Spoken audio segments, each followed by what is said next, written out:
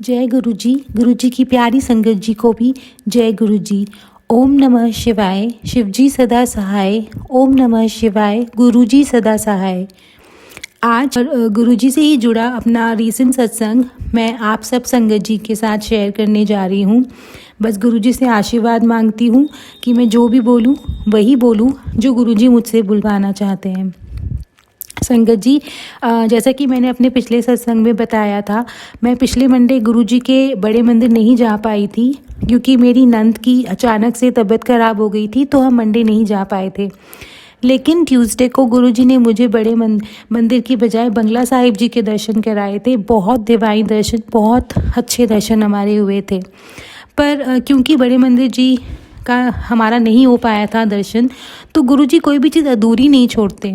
तो इसीलिए इस मंडे मुझे बड़े मंदिर जी जाने का मौका मिला। अपनी नंजी के साथ ही मैं गई थी और इतने अच्छे हमारे दर्शन हुए। हर बार की तरह, जैसे मैं हर बार बोलती हूँ, सभी फील करते होंगे कि बड़े मंदिर में पहला कदम रखते ही आपको ऐसा लगता है कि आप आप हेवन में आ गए हैं, किसी और दुनिया में हैं। और आप अपने मायके आए हैं, अगर आप लड़कियां हैं तो आप ये सोचती हैं कि आप अपने मायके आए हैं। और अगर आप अंकल जी हैं, आप मेल हैं, तो आपको ऐसा लगता है आप अपने बड़े पिता के पास आए हैं। तो मुझे भी वही फीलिंग आई। और सुबह से ही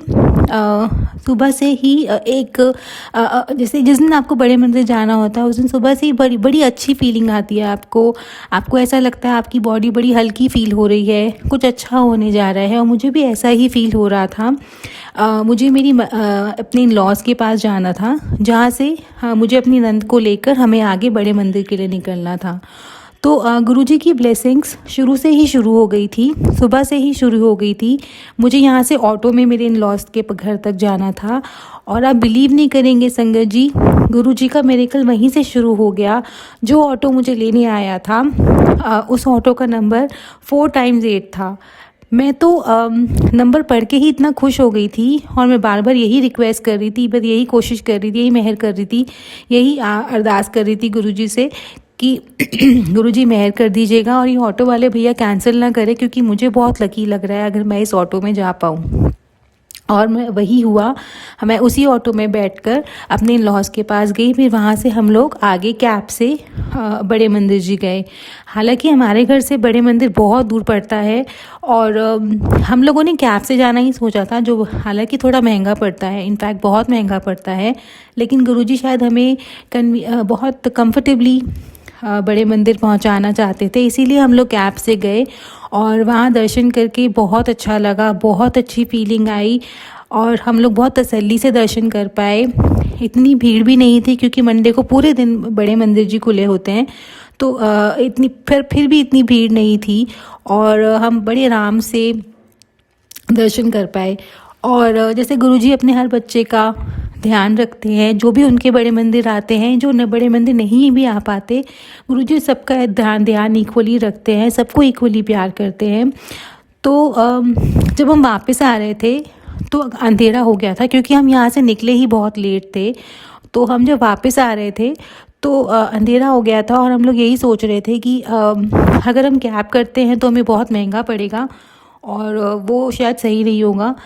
तो गुरुजी ने ही अपने हमारी मन की बात सुनी और उन्होंने मेरी नंद जी के माइंड में डाला कि हम लोग हाफ वे ऑटो में जाते हैं, फिर वहाँ से मेट्रो से चले जाएंगे। हमने ऐसा पहले कभी ट्राई नहीं किया था, ये एक नई चीज़ थी। हम या तो मेट्रो से जाते थे या फिर हम लोग सीधा कैब से जाते थे, लेकिन पहली बार हम लोगों ने कुछ नया ट्राई किया। हम हाफ वे ऑटो से गए, फिर हम मेट्रो से गए। लेकिन संगत जी, इतनी भीड़ होने के बावजूद भी हमें कहीं भी कोई भी तकलीफ़ नहीं हुई। हम ऑटो में भी कन्वीनियंटली पहुँचे, थोड़ा ट्रैफिक ज़रूर था, और मेट्रो में भी हम लोग पहुँचे। हमें मेट्रो एकदम खचाखच भरी हुई थी। मुझे तो इनफैक्ट चढ़ते हुए बहुत डर लग रहा था कि मेट्रो में इतनी भीड़ में हम कैसे जाएंगे, चोरी हो जाती है, बहुत कुछ हो जाता है, बिल्कुल स्पेस ही नहीं था। बट पता नहीं, जैसे गुरुजी की ही मेहर थी, हम लोग उतनी भीड़ वाली मेट्रो में चढ़े और हमें कुछ ही देर बाद सीट भी मिल गई, जो उस टाइम पे मिलना इम्पॉसिबल है। अगर आप दिल्ली में रहते हैं और आप मेट्रो से ट्रैवल करते हैं तो आपको पता होगा कि मेट्रो में सीट मिलना बहुत मुश्किल होता है। और अगर हम मेट्रो से भी हमारी जहाँ हम रहते हैं वहाँ पहुँचना चाहते हैं तो 1.5 घंटे का सफ़र है। लेकिन क्योंकि गुरुजी हमारे साथ थे, उनका मिरेकल होना ही था, तो इसी वजह से हमें मेट्रो में बड़ी कन्वीनियंटली सीट मिल गई। हम आराम से बैठ के आए, इतनी भीड़ होने के बावजूद कोई प्रॉब्लम नहीं हुई और हमारे दर्शन बहुत अच्छे से हो गए। ये सब पॉसिबल ही सिर्फ इसलिए हुआ क्योंकि गुरुजी हमारे साथ थे। मैं उन्हें घर से यही बोल के लेके गई थी कि मैं अपने मायके आ रही हूँ, आपके पास आ रही हूँ, मेरे साथ ही चलिएगा और मेरे साथ ही आइएगा। और गुरुजी ने ऐसा ही किया। एक बार वो आपका हाथ पकड़ लेते हैं तो कभी आपका हाथ नहीं छोड़ते, ये मैं अपने एक्सपीरियंस से बता रही हूँ। और जितनी भी संगत जी हैं जो गुरुजी को सिर्फ मानती ही नहीं, अपना पिता भी मानती हैं, अपना फैमिली मेम्बर, घर का बड़ा मेम्बर मानती हैं, वो भी मेरी बात से ज़रूर शायद अग्री करेंगी। ये तो मंडे की बात थी। मंडे को तो मेरा दिन बहुत अच्छा गया ही। उसके बाद ट्यूसडे को भी मैं अपने घर में सुबह बस काम ही कर रही थी, मैं बालकनी में खड़ी थी तो मुझे अचानक से एक आवाज़ आई। एक लेडी थी, हाँ, बहुत गरीब आंटी जी थी और वो अपने 2 बच्चों के साथ हमारी गली से होके निकल रही थी और वो कुछ आटा या कुछ भी मांग रही थी कि आटा हो, पुराने कपड़े हो, तो उनकी मदद के लिए मांग रही थी। काफ़ी गरीब थी वो। उनके 2 अंकल जी थे, छोटे बच्चे, एक गोदी वाला था और एक साथ में चल रहा था। तो पहले भी वो कई बार हमारी गली से गुजरी हैं और हर सर्दी में वो दिखी जाते हैं, लेकिन कभी मेरे मन में उनकी हेल्प करने की बात नहीं आई थी। मुझे हमेशा यही लगता था कि ये इतनी यंग है, काम कर सकती हैं, अपने बच्चों को भी इतनी सर्दी में क्यों घुमा रही हैं। ये सब मेरे, ये जो हम सबके मन में फीलिंग आती है, मेरे वही आती थी। पर अचानक उस दिन पता नहीं गुरुजी ने क्या फीलिंग डाली और मैंने उनको हेल्प करने का मन बना लिया, पता नहीं क्यों। और मेरे मन में बस यही आया कि वो सिंगल लेडी हैं, सिंगल औरत हैं और इतनी बड़े दुनिया में अपने 2 बच्चों के साथ वो अकेले सर्वाइव कैसे करती होंगी। आप सब लोग ही समझ सकते होंगे, आजकल लोग इतने बुरे हैं। लेडी के साथ तो आंटी जी, यंग आंटी जी के साथ तो, और वैसे भी किसी भी आंटी जी के साथ इतने हादसे हो जाते हैं, कितना सुनने में आता है। तो मेरे बस मन में यही आया कि मुझे इनकी मदद करनी है, जो मेरे पहले मन में कभी नहीं आया था। संगत जी इतने टाइम से वो आती हैं, तो मेरे पास जो भी पॉसिबल था, ब्रेड थी, फल थे, मैंने वो सब दिया। मैंने उन्हें पैसे नहीं दिए क्योंकि मैं ये मानती हूँ कि आप उनकी मदद दिल से कीजिए। पैसे की मदद अगर आप उनसे करेंगे तो हो सकता है उन्हें लालच आ जाए, पता नहीं। मुझे बस यही फील हुआ कि मुझे उनकी मटेरियलिस्टिक हेल्प ना करके, इतनी सर्दी में वो अपने बच्चों के साथ घूम रही हैं, तो उनकी कोई खाने से रिलेटेड मुझे हेल्प करनी चाहिए। और मेरे पास जितना भी खाने का सामान था मैंने वो उनको दिया, पैसे मैंने नहीं दिए। तो पर मैं देने के बाद होना यही चाहिए, जनरली आपको भूल जाना चाहिए, दान दे के भूल जाना चाहिए। लेकिन पूरे दिन में मेरे मन में यही बात चल रही थी कि अचानक से मैंने आज क्यों दिया उन्हें और मेरे मन में ये भाव क्यों आए। मैंने यही सोचा था, मैं जब उनको देने भी जा रही थी तो मैंने गुरुजी का मंत्र जाप करते करते ही दिया और आके भी मैं गुरुजी का मंत्र जाप ही कर रही थी। मैं यही सोच रही थी कि मेरे मन में ये भाव क्यों आया, शायद गुरुजी मुझसे ये दान कराना चाहते थे। लेकिन जैसा कि गुरुजी अपने सब बच्चों के मन में उठते हुए सवालों का जवाब ज़रूर देते हैं, तो मेरे मन में जो ये क्वेश्चंस उठ रहे थे उसका जवाब मुझे उसी दिन शाम को मिल गया। गुरुजी का मैं यूट्यूब पे ही स्क्रॉल कर रही थी, मैं उनके सत्संग सुन रही थी। तो एक चैनल पे उनका एक सत्संग था जिसकी हेडलाइन थी कि कभी किसी को अपने घर से खाली हाथ जाने मत दियो, चाहे वो कोई भी हो सकता है किसी रूप में मैं तेरे घर आ जाऊँ। तो वो पढ़ते ही इंस्टेंटली मुझे ये भाव आया कि गुरुजी ही चाहते थे कि मैं उन आंटी जी को किसी ना किसी तरीके से हेल्प करूं, और वो ये नहीं चाहते थे कि मैं उन्हें किसी पैसे दे के, रुपए दे के उनकी हेल्प करूं, क्योंकि वो दिल से हेल्प करवाना चाहते थे। और क्या पता उन आंटी जी के रूप में गुरुजी ही आए हों। वैसे तो वो हर बार आती हैं, इतने दिन से आ रही थी, लेकिन मेरे मन में उनके लिए कभी कोई हेल्प करने की फीलिंग नहीं आई थी जो उस दिन आई। और उस दिन स्पेसिफिकली क्यों आई, किसी ने उनकी मदद नहीं करी, कोई भी उनकी मदद नहीं करता है। और सब लोग यही सोचते हैं कि वो इतनी यंग है तो वो काम कर सकती हैं, वो क्यों काम नहीं कर रही। तो सबके मन में यही फीलिंग आती थी, मेरे मन में भी यही फीलिंग आती थी, जो एक नॉर्मल फीलिंग है, नेचुरल फीलिंग है। आई थिंक सब लोग ही यही सोचते हैं कि हम लोग कहीं ना कहीं उनकी मदद करके बेगिंग को या भीख मांगने को प्रमोट कर रहे हैं, उनकी आदत ख़राब कर रहे हैं। पर उस दिन क्योंकि गुरुजी ही चाहते थे कि मैं उन आंटी जी की मदद करूं, और इसीलिए मैंने उनकी मदद करी। और मुझे नहीं पता गुरुजी उनके रूप में आए थे या गुरुजी मुझसे उनकी हेल्प कराना चाहते थे, पर जो कुछ भी मैंने किया वो गुरुजी की मर्ज़ी से ही किया। मैं यही मानती हूँ कि मैं जो कुछ करती हूँ, जो कहती हूँ, वो गुरुजी की मर्ज़ी से होता है। उनकी मर्ज़ी के बिना तो पत्ता भी नहीं हिल सकता। बस मैं गुरुजी से हाथ जोड़ के शुक्राना करना चाहती हूँ कि उन्होंने मुझे एक मौका दिया कि मैं किसी गरीब इंसान की मदद कर सकी। और यकीन मानिए संगत जी, मुझे यही फीलिंग बार बार आ रही थी कि इस दुनिया में इंसानों का जो मेल होते हैं, मेल अंकल जी होते हैं, उन्हीं का सर्वाइव करना इतना मुश्किल होता है। तो अगर आप एक फ़ीमेल हैं तो ऐसे आजकल के ज़माने में फ़ीमेल का सर्वाइव करना बहुत मुश्किल है। बहुत सारी तकलीफ़ें होती हैं उन्हें, गंदे लोगों से इंटरेक्शन करनी पड़ती है, गंदे लोगों के पास से गुजरना पड़ता है। तो बहुत मुश्किल होता होगा। वो तो इतनी गरीब थी, उनके लिए इतना मुश्किल होता होगा। जो अमीर भी होते हैं, हर लेवल की जो लेडीज़ हैं, उन्हें कहीं ना कहीं गंदे लोगों के से गुजरना पड़ता है। उनकी नज़रों के, उनकी गंदी नज़रें, सब कुछ करना पड़ता है। आई थिंक मुझे उसे एलैबोरेट करने की ज़रूरत नहीं है, सब समझते ही हैं उस बात को। तो वही सोच मेरे मन में आई और मैंने उनकी मदद कर दी। शायद गुरुजी ही मुझे गुरुजी ने ही मदद कराई है। मैं तो यही मानती हूँ कि गुरुजी ने ही मुझे, मेरे हाथों उनकी मदद करवाई है। और उसको, उनकी मदद करने के बाद एक इंस्टेंट रिलीफ मुझे मिला। इतनी अच्छी, अंदर से इतना हल्कापन लगता है, इतनी खुशी होती है कि दुनिया में इतने लोग हैं जिन्हें हेल्प की ज़रूरत है। अगर आप उनमें से किसी एक की भी मदद कर दें, छोटी सी मदद भी कर दें, तो दिल को सुकून मिलता है कि आपने, जो ईश्वर ने आपको दिया है, गुरुजी ने आपको दिया है, आप उनके साथ शेयर कर रहे हैं। गरीब लोगों के साथ शेयर कर रहे हैं या उन लोगों के साथ शेयर कर रहे हैं जिनके पास पर्याप्त नहीं है, जिनके पास सफिशेंट फैसिलिटीज़ नहीं है। मुझे बस यही फीलिंग आई थी। मैं बस गुरुजी का हर पल शुक्राना करना चाहती हूँ कि ऐसे ही वो मुझे मुझसे अच्छे काम कराएं, अच्छे कर्म करवाएं, मैं गलत रास्ते ना जाऊं। हम में से कोई भी, उनका कोई भी बच्चा कभी गलत रास्ते ना जाए, गलत सोच ना रखे। मैं आज सुबह का ही आपको इंस्टेंस बताती हूँ संगत जी।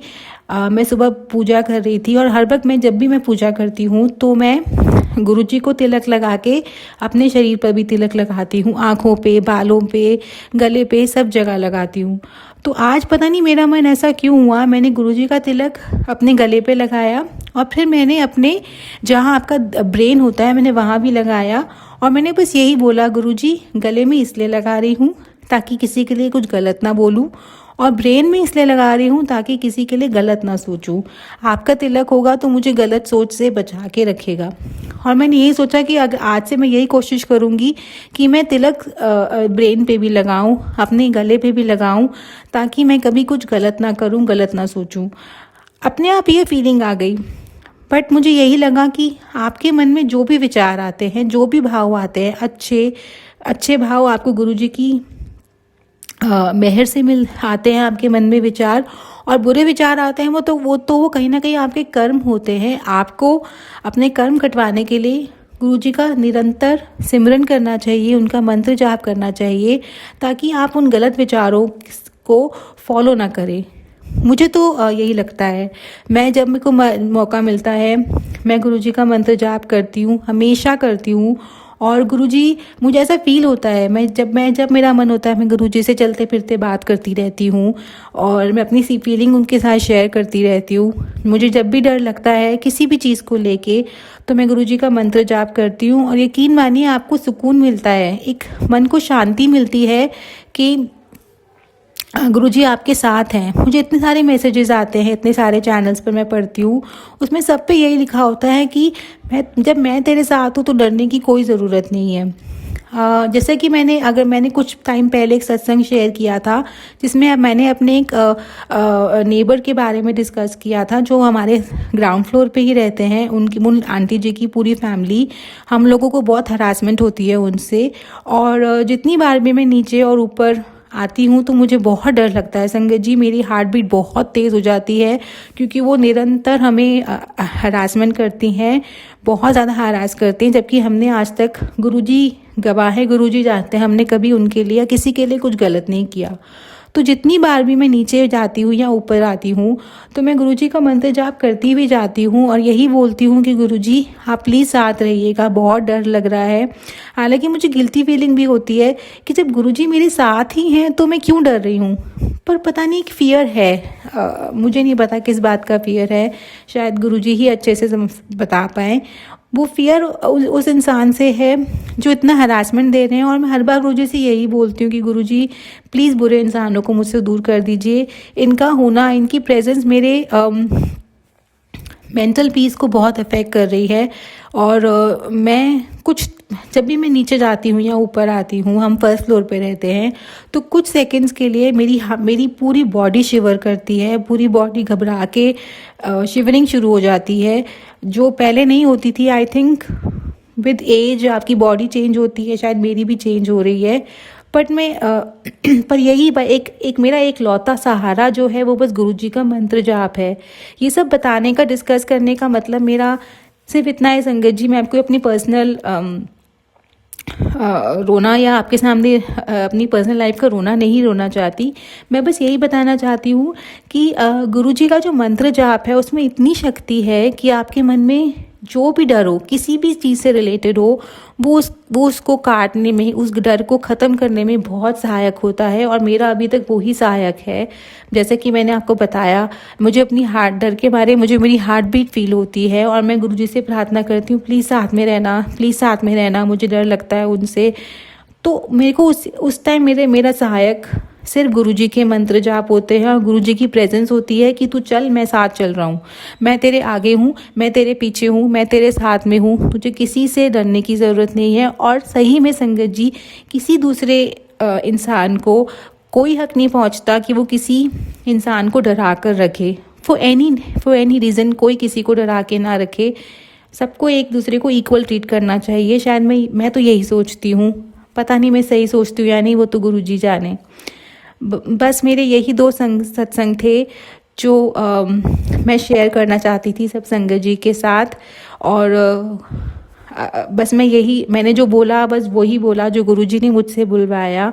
फिर भी अगर मुझसे कुछ ऐसा निकल गया हो जो किसी संगत जी को अच्छा ना लगा हो, जो गलत हो, तो सबसे पहले मैं गुरुजी से क्षमा मांगना चाहती हूँ और सब संगत जी से भी क्षमा मांगना चाहती हूँ। मेरा सत्संग काफ़ी लंबा हो गया, उसके लिए सॉरी, क्षमा कर दीजिएगा। नेक्स्ट टाइम से कोशिश करूँगी अपना सत्संग छोटा रखूँ और मैं वही सब बोलूँ जो गुरुजी मुझसे बुलवाना चाहते हैं। बस मैं अपने सत्संग को यहीं कंप्लीट कर रही हूँ और एक बार गुरुजी का मंत्र जाप ज़रूर करूँगी। ओम नमः शिवाय, शिवजी सदा सहाय। ओम नमः शिवाय, गुरुजी सदा सहाय। जय गुरुजी, शुक्राना गुरुजी। जय गुरुजी, शुक्राना गुरुजी।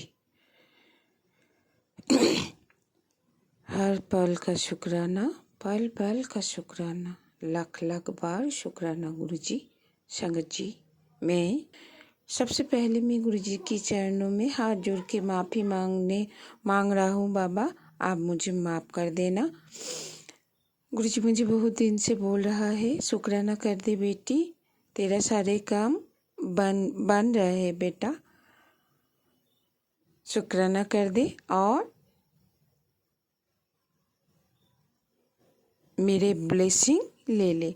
शुक्राना गुरुजी का, लाख लाख बार शुक्राना।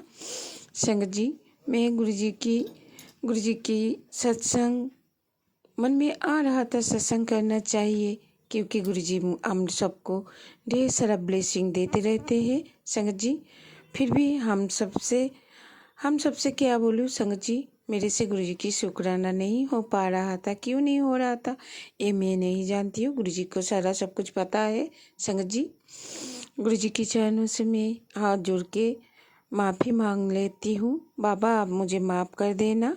आप मुझे ढेर सारा ब्लेसिंग दे के रखते हो और वो ब्लेसिंग मैं ले भी लेती हूँ, फिर भी मैं आपकी शुक्राना नहीं कर पाती हूँ। ये क्या है मुझे नहीं पता। शुक्राना संग जी, शुक्राना बीच में गुरुजी ने मुझसे करवाया था। शायद वो शुक्राना सत्संग नहीं आया क्योंकि मुझे जो बोलना नहीं चाहिए था वो मैं शायद बोल दी, या तो क्या है ये गुरुजी को ही पता है। संगत जी, गुरुजी आप मुझे माफ़ कर देना। संगत जी, जो सत्संग मैं अभी जो सत्संग बोलने जा रहा हूँ और गुरुजी के चरणों में बैठी हूँ, गुरुजी ने मुझे आज बैठा है क्योंकि गुरुजी को मैंने सत्संग सुनते सुनते मैंने सुना था कि गुरुजी के आगे अरदास करने पर गुरुजी बैठा देता है सत्संग करने के लिए। आज मैं गुरुजी के आगे गुरुजी के चरणों में बैठा हूँ। शायद गुरुजी ने मुझे सत्संग करने के लिए बैठा है क्या नहीं है गुरुजी जानते हैं। गुरुजी आप मुझे माफ़ कर देना। संगत जी, हम सब अभी गुरुजी की मूल मंत्र जप कर लेते हैं। उससे पहले गुरुजी को लख लख बार शुक्राना। गुरु ब्रह्मा गुरु विष्णु गुरु देव महेश्वराय, गुरु साक्षात परम ब्रह्म तस्मै श्री गुरुवे नमः। संगत जी फिर से और एक बार ओम नमः शिवाय। शिव जी सदा सहाय ओम नमः शिवाय। गुरु जी सदा सहाय ओम नमः शिवाय। शिव जी सदा सहाय ओम नमः शिवाय। गुरु जी सदा सहाय। संगत जी, जो सत्संग मैं बोले जा रहा हूँ, गुरु जी ने मुझे बोला था कि बेटा मैंने तेरे दोनों बच्चों को लाइफ ब्लेस कर दी और उनको ब्लेस भी कर दिया है। उनकी आगे की जो लाइफ है बहुत बहुत सुनहरा है। उनकी आगे उनकी सब कुछ सही होगा, गुरुजी ने मुझे बोला था। और उनकी जो कष्ट है मैंने काट दिए हैं।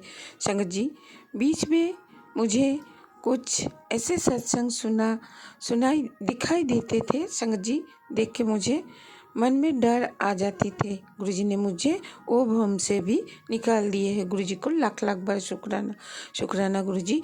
ये तो मुझे पता है, गुरुजी ने मुझे बोला था कि बेटा मैंने तेरे बेटे को लाइफ ब्लेस कर दिया है और उनकी जो कष्ट है मैंने काट दिया है। संगत जी, इसके बारे में मैं अभी गुरुजी के आगे बैठ के एक सत्संग बोलने जा रहा हूँ। वो मेरे बेटे के है।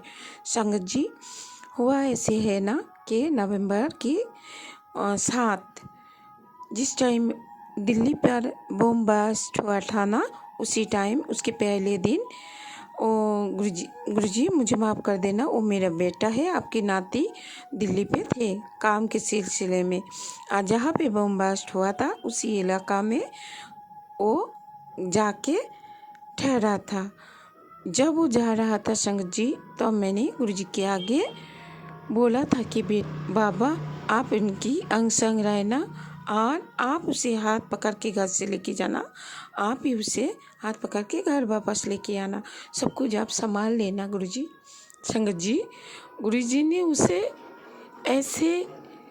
ऐसे रखा ना कि कोई भी कुछ भी नहीं हुआ। संगत जी, हाँ उनकी बुखार था। घर से जब वो जा रहा था संगत जी, उनकी बुखार थी। उनकी गुरुजी की जल प्रसाद के साथ वो दवाई लिए थे संगत जी, और बाकी दवाई वो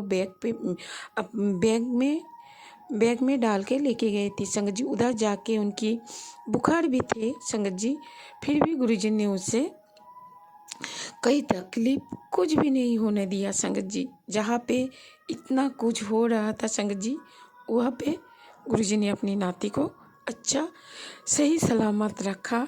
उनकी जो काम था वो काम भी करा और गुरुजी ने उससे वहाँ पे 7 दिन तक रहा संगत जी। अगले संडे से दूसरा संडे पहले फिर आगे के संडे तक वो वहाँ से निकला और गुरुजी ने उसे हाथ पकड़ के एकदम सही सलामत घर पे लेके आ गई। ये जो गुरुजी ने उनकी बड़ा सा कष्ट था, गुरुजी ने हाथ पकड़ के इतना अच्छा काट दिए है संगत जी। उनके लिए गुरुजी के चरणों में लाख लाख बार शुक्राना गुरुजी, लाख लाख बार शुक्राना। वो तो मुझे पता नहीं था संगत जी। जब पता चला गुरुजी के आगे अरदास किए, बाबा सब कुछ संभाल लेना। गुरुजी ने सब कुछ अच्छे से संभाल ली। गुरुजी को मैं लाख लाख बार शुक्राना कर रहा हूँ संगत जी। और गुरुजी से माफ़ी मांग लेती हूँ बाबा, आपने जो ब्लेसिंग मुझे दिए हैं, जो मुझे याद है, जो मुझे याद नहीं है, उन सब कुछ के लिए मैं आपके चरण कमलों से हाथ जोड़ के शुक्राना कर रहा हूँ बाबा। आपको लाख लाख बार शुक्राना गुरुजी। हर पल का शुक्राना, पल पल की शुक्राना, शुक्राना गुरुजी। संगत जी, यहाँ पे मेरे एक भाभी है, चाचा जी की बेटे की बहू है, जो हमारी पड़ोस में ही रहती है संगत जी। उनकी बेस्ट पे एक ट्यूमर है, यहाँ पे डॉक्टर के पास गए, टेस्ट वगैरह करने के बाद भी उनकी वहाँ पे कैंसर, शायद कैंसर बोला डॉक्टर ने। तो डॉक्टर ने उसे ऐसे बोला ना कि आप बाहर जाके ट्रीटमेंट करवा लें। तो संगत जी, मुझे जब पता चला ना, मुझे बहुत दुख हुआ संगत जी। उनकी एक लड़का है, बहू भी है, उनकी नाती भी है। तो भाई के साथ बात हुआ, भाई बहुत दुखी था। तो वो अभी मुंबई में है, डॉक्टर के पास वो टेस्ट वगैरह हो रहा है संगत जी। मैं क्या, आप सब गुरुजी के आगे अरदास करना कि गुरुजी, वो जो मेरे भाभी है वो आपकी बेटी भी है संगत जी। गुरुजी के आगे मैं यही अरदास कर रहा हूँ कि बाबा आप अपनी बेटी को ब्लेस कर देना, उनकी हेल्थ ब्लेस कर देना बाबा, कि वो जल्दी ठीक हो जाए और घर वापस आ जाए संगत जी। आप सब गुरुजी के आगे अरदास कर लेना संगत जी। गुरुजी इन दिनों में मुझे बहुत सारा मैसेजेस ऐसे देते रहते हैं कि बेटी, तेरे ज़िंदगी में सब कुछ पलटने वाला है, तेरे आगे की जो ज़िंदगी है बहुत सुनहरा है। मैं तेरे घर आ रहा हूँ, खाली हाथ नहीं आ रहा हूँ, बहुत सारा गिफ्ट लेके आ रहा हूँ संगत जी। गुरुजी की जो मैसेजेस आते हैं वो देख के मुझे बहुत खुश हो जाती हूँ संगत जी। उदास तो हो जाती हूँ संगत जी कभी कभार, फिर भी गुरुजी मुझे जल्दी से मैसेज ऐसे दे देता है, तू अकेला नहीं है, मैं तेरे साथ हूँ, उदास नहीं रहा कर, और मैं सब कुछ देख रहा हूँ। जिन्होंने तेरे साथ गलत किया है ना, वो जल्दी से सब कुछ तेरे आगे, सब कुछ तुझे दिखाई देगी, और वो आके तेरे आगे माफ़ी भी मांगेगी, और वो बहुत शर्मिंदा भी होगी संगत जी। गुरुजी को मैं यही बोलती हूँ बाबा, आप सबको हाथ पकड़ के सही राह पे लेके जाना। जो अभी भी आपके चरणों में नहीं जुड़ा, उनको भी आप अपने चरणों में रख लेना बाबा। आपको लाख लाख बार शुक्राना, हर पल का शुक्राना, पल पल की शुक्राना, शुक्राना गुरुजी। गुरुजी ने हमारे घर में सबको हेल्थ ब्लेस किया है। गुरुजी ने मुझे बोला कि बेटी, पहले मैं तेरी हेल्थ ब्लेस कर रहा हूँ संगत जी। गुरुजी को लाख लाख बार शुक्राना, शुक्राना गुरुजी। हर पल का शुक्राना, पल पल की शुक्राना, शुक्राना शुक्राना, लाख लाख बार शुक्राना गुरुजी। संगत जी, अभी जो सत्संग में बोल रहा हूँ संगत जी, आगे की सत्संग तक मैं यही सत्संग को विराम दे रहा हूँ। आगे जो अब गुरुजी की मर्जी होगी तभी मुझे आगे गुरुजी की आगे सत्संग करने बैठना है संगत जी। हम सब अभी गुरुजी की मूल मंत्र जाप कर लेते हैं संगत जी। इस सत्संग को बोलने में से मुझसे कोई भी भूल चूक हो जाता है संगत जी, आप सब मुझे माफ़ कर देना। गुरुजी आप भी मुझे माफ़ कर देना। शुक्राना शुक्राना शुक्राना, शुक्राना गुरुजी, लाख लाख बार शुक्राना।